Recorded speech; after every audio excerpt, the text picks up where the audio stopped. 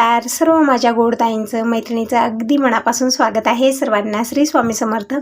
दुपारची वेळ आहे. आज व्हिडिओची सुरुवात झालेली आहे भांड्यापासून. बघू शकता खूप सारे भांडे झालेले आहेत कारण आज पुरणपोळीचा स्वयंपाक बनलेला आहे. सगळ्यांचे जेवणे खाणे झाले, जितके होईल तितके भांडे सगळे मी जमा करून ठेवलेले होते. यावेळेत घासायला घेतले. ज्यावेळेत पुरणपोळीचा स्वयंपाक बनतो ना त्यावेळेत किचनमध्ये पसारा आणि भांडे पण तसेच होतात. तर झालेले सगळं आवरलं आणि आज मला रॅकचे भांडे पण काढायचे आहेत. म्हणजे 2-3 दिवस झाले मी साफसफाईच्या कामात लागलेले आहे.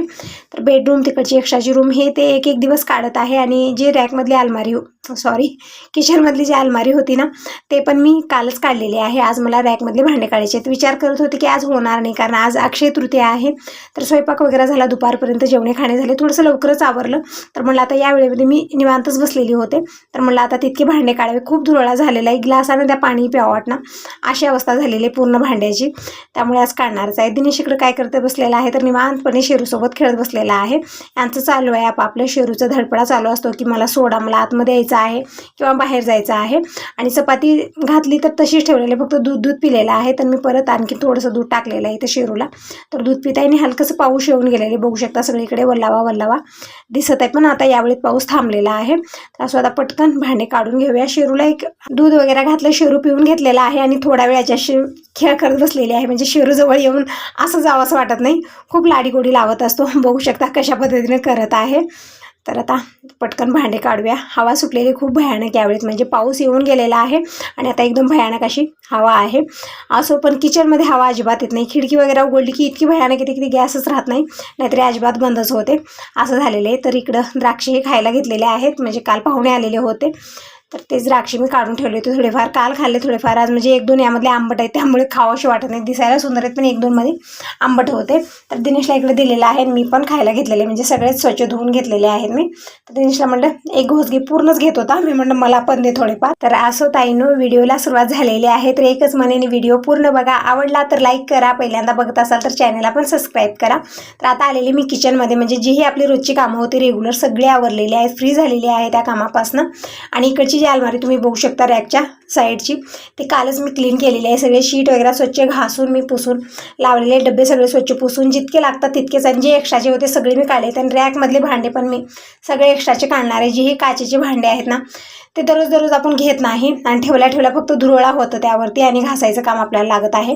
त्यामुळे मी हे पण भांडे काढणार आहे. जितके आपल्याला रोज लागणार आहे तितकेच मी ठेवणार आहे. सगळे स्टीलचे भांडे ठेवणार आहे. काचेचे एकदम नाजूक असतात, थोडंसं निष्ठी झाली की झालं, त्याचा चुरा होतो. म्हणून विचार केला की पाहुणे वगैरे आल्यानंतर काढून घेऊया. पण आता क्लीन करून मी भरूनच ठेवणार आहे. एका मोठ्या भांड्यात किंवा बकेट आहेत माझ्याकडे 2-3, म्हणजे जे आपण निरमा घेऊन येतो ना घडी डिटर्जंट, त्यावरती फ्री आलेले आहे ते. तर त्या बकेटामध्ये मी हे भरून ठेवणार आहे. रिकामीच ठेवलेले आहेत ते. तर इकडे सगळे काचेचे भांडे अगोदर घासणार आहे मी, म्हणजे त्या स्टीलच्या भांड्यात मिक्स करणार नाही, कारण थोडासाही धक्काबुक्की लागली की चुरा होतो, याचा फुटून पूर्ण चुरा होतो. म्हणून वेगळं क्लीन करून यांना साईडला ठेवून देणार आहे. खूप नाजुकीचे असतात, दिसायला जितके सुंदर ना तितके नाजूक असतात. तर हे लिक्विड घेतलेलं आहे, यामध्ये थोडंसं पाणी टाकलं मी, आणि एक ग्लास, कप, वाटी जेही मी घेतलेलं आहे पूर्ण घासून घेत आहे अगोदर आणि इथंच ठेवत आहे. बेसिंगमध्ये टाकलं तर आणखीन एकाला एक लागून ते चुरा होणार आहे, म्हणून मी इकडे साईडला ठेवलेलं आहे. आणि एक स्वच्छ धुवून घेत आहे आणि इकडच्या साईडला मी टाकणार आहे. खिडकी उघडलेली आहे, म्हणजे हवा येत राहील आणि हे लवकर पाणी हडकलं जाईल. आणि मग स्टीलचे भांडी सगळे मी नंतर काढणार आहे. पूर्ण रॅक रिकामा करणार आहे आणि लिक्विडच्या पाण्यात रॅक घासून घेणार आहे, कारण रॅक निघणार नाही, तिथल्या तिथंच मला क्लीन करून घ्यावं लागेल. तर इकडे हे जे आहेत ना वाट्या, गिलास, कप सगळे मी छान घासून घेतले, स्वच्छ धुवून घेतलेले आहेत आणि ते सगळे मी पालथे घालून ठेवलेले आहेत.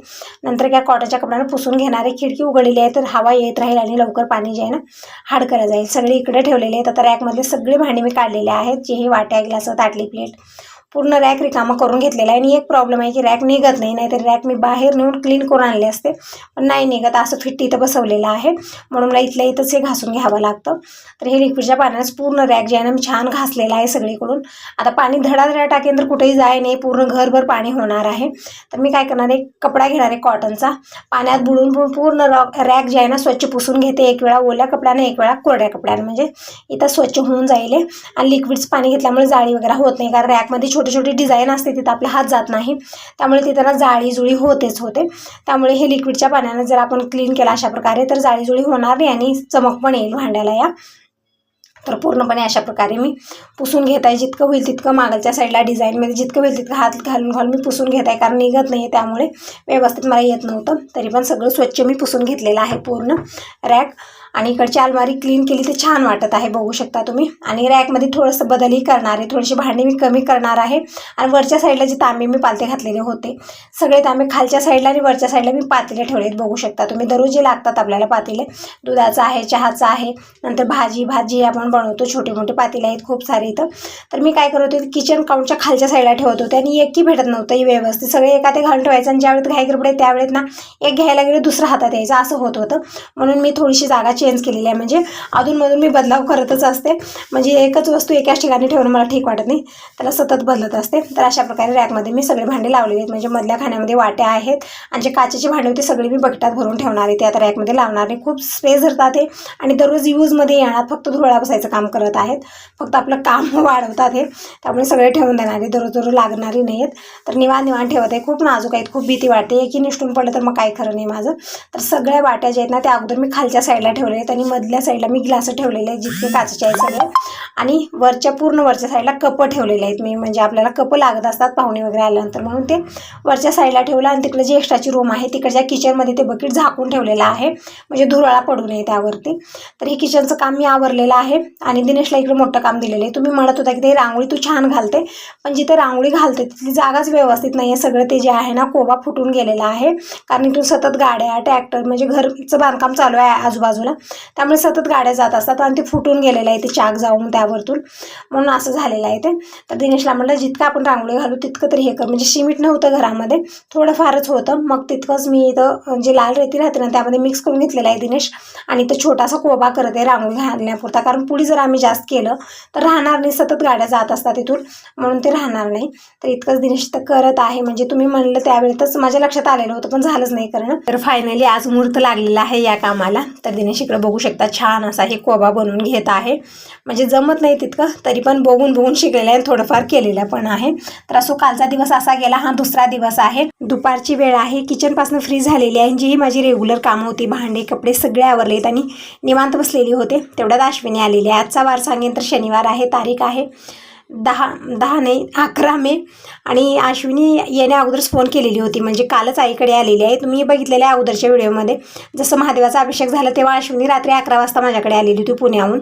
मग तेव्हापासून ती इथंच आहे, गावाकडे गेली होती, तिचं गाव आहे भातंब्र, तिकडंच होती. मग काल आईकडे आलेली आहे, एक दिवस आईकडे थांबली, आज माझ्याकडे आलेली आहे. म्हणजे जेव्हा ती अगोदर आलेली होती ना इतकी धावपळ झाली ना, एक रात्रच ती माझ्याकडे राहिली, रात्री 11 वाजता आलेली होती. मग एक रात्रमधून काय बोलणार आणि काय राहणार. सकाळी आम्ही लवकर उठून गेलेलो होतो, कारण महादेवाचा अभिषेक करायचं होतं तिथं, म्हणून गेलेलो होतो लवकर. मग तिथून अश्विनी तिच्या गावाकडे गेली, इकडे आलीच नाही. तर आईकडेही काही तिला बोलणं वगैरे झालं नाही, तिथूनही घाईगडबडीतच गेलेली होती. तर आई म्हणली तिला की ये एक दिवस राहून जा. तर काल आईकडे थांबलेली होती आणि आज माझ्याकडे आलेली आहे. आणि इथने पण लवकरच जाणार आहे, म्हणजे कुणालाही आणलेली नाही, ती एकटीच आलेली आहे. म्हणजे किशोर कृष्णा कुणीच आलेलं नाही आहे, गावाकडेच थांबलेले आहेत ते. तर आलेली आहे. तर थोडा वेळ मी अश्विनीशी बोलत बसलेली आहे. द्राक्षे घेऊन आलेली आहे, तर द्राक्षे मी इकडं धुवून खायला घेतलेली आहे. दोघी बहिणीची चर्चा चालू आहे. म्हणजे जेव्हा बहिणी भेटतो ना खूप काही गोष्टी आठवतात. तर लहानपणाच्या आठवणी, परत हे ते खूप काही बोलणं आपलं चालू असतं. म्हणजे रात्रंदिवस जर दिला आपल्याला बहिणीला बोलण्यासाठी तरी पण कमीच आहे. आणि अश्विनी म्हणत आहे की 2-3 दिवसानंतर ती परत पुण्याला जाणार आहेत, म्हणजे येऊन 10-12 दिवस झालेला आहे गावाकडे. परत त्या बहिणीकडे कल्पनाकडे गेलेली होती, अरुणाकडे, म्हणजे जानापूर, शिरोळ, जिरगाळ सगळ्या बहिणीवाकडे, म्हणजे जितक्याही जवळपास आम्ही बहिणी आहोत सगळीकडे जाऊन आलेली आहे. परत माझ्याकडे पण आलेली आहे. म्हणजे अश्विनी पुण्याला राहते, त्यामुळे वर्षात एक वेळा येणं होतं तिचं, काही कार्यक्रम वगैरे असला तर येते. त्यामुळे आल्यानंतर सगळ्यांना भेटूनच जाते ती. तर तेच म्हणत आहे, आता सगळ्यांना भेटणंही झालं, गावाकडे राहणंही झालेलं आहे. तर आता 2-3 दिवसामध्ये परत जाणार आहे. तर असं द्राक्षे खात आमचं दोघी बहिणींचं बोलणं झालेलं आहे. आता मी स्वयंपाक करते. तर जी रोजचा स्वयंपाक आहे भाकर भाजी हे मी बनवलेलं आहे, पण आता अश्विनी आलेली आहे त्यामुळे आमरस, चपाती, भजे, पापड हे सगळं मी बनवणार आहे. तर आता सुरुवात करूया. गरमी खूप आहे, खूप दगदग होत आहे किचनमध्ये, तरी पण आता स्वयंपाक बनवणार आहे. परत आणखीन आम्हाला बाहेर पण जायचं आहे, म्हणजे अश्विनी आजच जाणार आहे, तर तिच्यासाठी साडी वगैरे घ्यायची आहे मला. आणि हे पण आज चिचोणीला जाणार आहेत, म्हणजे कुठं ताईकडे जाणार आहेत बाबांना घेऊन. बाबा ओट घालण्यासाठी आलेले होते तेव्हापासून इथंच आहेत, काहीच घेऊन आलेले नाही. तिकडे बांधकाम पण चालू आहे, त्यामुळे बाबा जायचं म्हणत आहेत. तर बाबांना नेऊन सोडायचं आहे यांना. तर ते पण आता जेवण करायला घरी येतील, मग ते ताईकडे जातील आणि अश्विनी इकडे गावाकडे जाणार आहे. तर सगळ्यांचं पटकन आवरून देते कारण खूप घाई गडबड होती. कारण दिनेशचे पप्पा घरी आले ना खूप घाई गडबड करतात, हातातली कामही पडतात त्यांची घाई गडबड बघून. त्यामुळे ते येणं अगोदरच मी स्वयंपाक करून घेते. आल्यानंतर सगळेजण जेवण करू, मग ते बाबाला घेऊन चिचोंडीला जातील आणि अश्विनी इकडे गावाकडे जाणार आहे, म्हणजे आईकडे जाणार आहे. आज एक दिवस राहून उद्याच्याला ती भातुमऱ्याला जाणार आहे. तर आलेले मी किचनमध्ये दिनेशला पण बोलवलं हेल्प करण्यासाठी. इकडे द्राक्ष पण खायला घेतलेलं आहे. तर अगोदर मी कणिक मळते आणि मग मी एक बटाट्याची सुकी भाजी बनवणार आहे, आमरस आणि काय बनवू तेच विचार करते. मी करण्या अगोदर खूप विचार येतो. एक वेळा करायला सुरुवात केली ना झटपट होऊन जातं. अगदी अर्ध्या तासामध्ये पूर्ण स्वयंपाक बनलेला होता. कशा पद्धतीनं करते पूर्णपणे शेअर करत आहे, म्हणजे अचानक कोणी आलं आणि पटकन जाणार आहे त्यावेळेमध्ये कशा पद्धतीने स्वयंपाक मी करते ते शेअर करत आहे. आता दिनेशचे पप्पा टुबं न्यायला आलेले होते, तर त्यांना म्हणलं आंबे घेऊन या रसासाठी. तर आंबे घेऊन आले सगळे. मी कवरमधून काढून ठेवले, थोडेसे गरम आहे तर गार पाणी टाकून ठेवलेलं आहे. आणि अश्विनीकडे बघत आहे शोकेसमध्ये मी काय ठेवलं. सुगड्या पण ठेवलेले आहेत. तेच म्हणत आहे ताई सुगड्या असं का ठेवले, कवरमध्ये वगैरे घालून ठेवायचं ना, पण ती फुटायची भीती असते म्हणून मी तिथंच ठेवलेलं आहे एकावर एक लावून. तीच बघत आहे की कुठं काय ठेवलेलं आहे, तिचं चालू आहे बघणं. परत मोगऱ्याची भरपूर सारी फुलं लागलेली आहेत, तर ते पण तोडून घेऊन येत आहे. तर अश्विनी तिच्या कामात लागलेली, मी पटकन तोपर्यंत स्वयंपाक करून घेते. परत ती पण जायला गडबड करणार आहे. तर इकडे मी अगोदर कणिक मळून घेते आणि तोपर्यंत आंबे पण गार होत राहतील. मग रस बनवून घेणार आहे. आमरस, चपाती, भजे, पापडं आणि बटाट्याची भाजी हे सगळं मला बनवायचं आहे. जेव्हा कमी वेळात सगळं बनवायचं असतं ना त्यावेळेस थोडासा गोंधळ होतो की कुठला अगोदर करायचा आणि कुठला नंतर करायचं. तर अगोदर मी इकडं कणिक मळून घेते. तर गव्हाचं पीठ चाळून घेत आहे आणि कणिक मळून ठेवणार आहे. तर इकडे चर्चा चालू आहे दोघांची. अश्विनी आहे, दिनेश आहेत, मला पण बोलत आहे हिंडत फिरत, घरभर हिंडत म्हणजे बघत आहे कुठं मी काय ठेवलेलं आहे. तिचं चालू आहे ताई असं का ठेवलं, ते तिथं का ठेवलं ना, असं तसं तिचं चालू आहे. तर तिच्याशी बोलत इकडं मी कणिक मळून घेत आहे.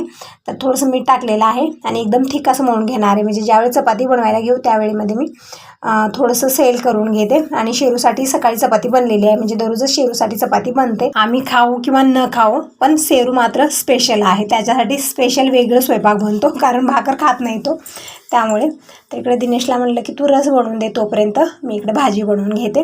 तर हे जे आंबे आहेत ना ते थोडंसं गार पाण्यामध्ये घालून ठेवणार आहे, म्हणजे थोडंसं गरम आहेत त्यामुळे गार पाण्यामध्ये घालून ठेवलं तर छान असा गार रस बनवून तयार होईल. दिनेश इकडे कवर वगैरे कशाला घेत आहे, तर त्याचं काहीतरी काम असतं, म्हणजे फुलं तोडायची त्या दोघांना, त्यामुळे कवर घेऊन जात आहे. आणि कड्या फुलं सगळे तोडून घेऊन आलेले होते, म्हणजे अश्विनीला उद्या कार्यक्रमात जायचं आहे त्यामुळे गजरा करून घेऊन जाते असं म्हणत होती. तर म्हटलं स्वयंपाक करूपर्यंत तू गजरा बनव, म्हणजे कुठल्या तरी कामात ही पण व्यस्त होईल, म्हणजे घडीघडला जाते म्हणणार नाही, ते पण बरं झालं.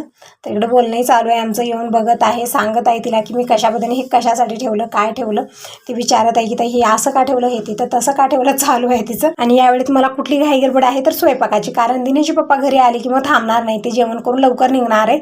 अगोदरच फोनमध्ये सांगितलेले आहेत की लवकर स्वयंपाक करा, आल्यानंतर मी थांबणार नाही. त्यांना खूप घाई गडबड असते, घरी आल्यानंतर 5 मिनिटे थांबणं खूप कठीण आहे, त्यांना एक सजा दिल्यासारखं काम आहे.